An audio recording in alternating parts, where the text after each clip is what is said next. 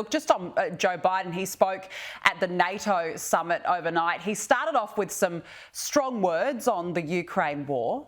And we know Putin won't stop at Ukraine, but make no mistake, Ukraine can and will stop Putin. But then, true to form, he started stumbling. For 5 additional strategic air defense systems. I don't know what he said there. And then as he started walking off stage, he clearly had no idea where he was or who he was with.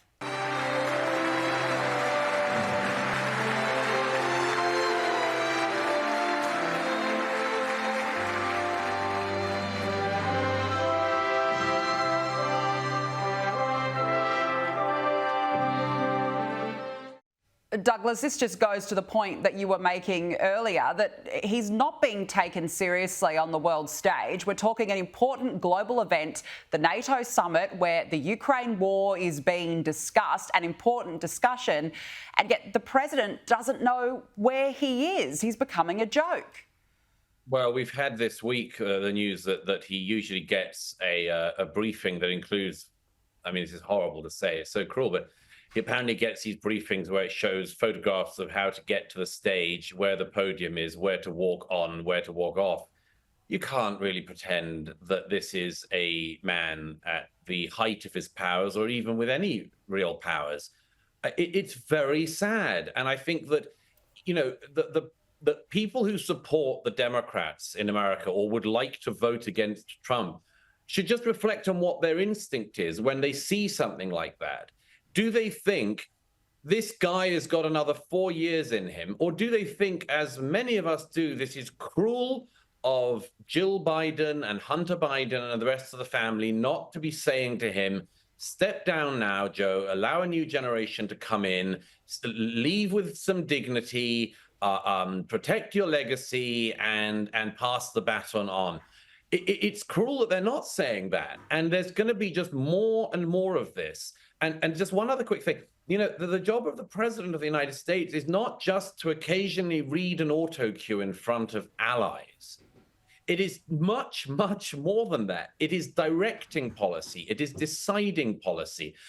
He does these speeches where he gets sort of angry. He can whip himself up into an anger still sometimes when reading the auto cue.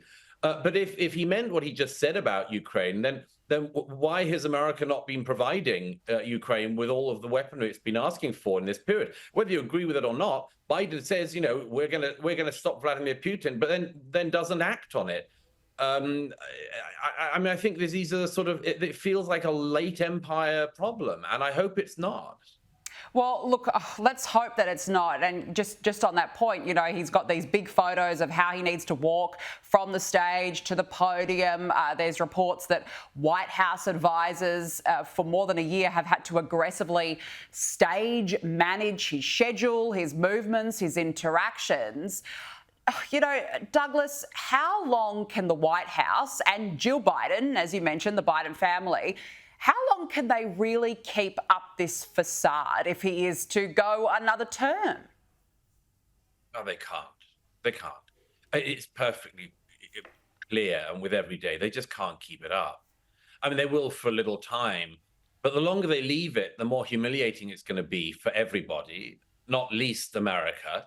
The harder it'll be for the Democrats to find a candidate or a running mate and a candidate who can be introduced to the American public in time for the polls in November. You know, the longer the Bidens leave this, the worse it is for the Bidens, the worse it is for America, and the worse it is for their political party. You know, that's what makes no sense. When your political opponents are running rings around you and ridiculing you, when your rivals on the world stage are mocking you, when your own side is saying, in the name of God, go, and you cling on, there's something cruel about that. There's something very unusual about it, certainly.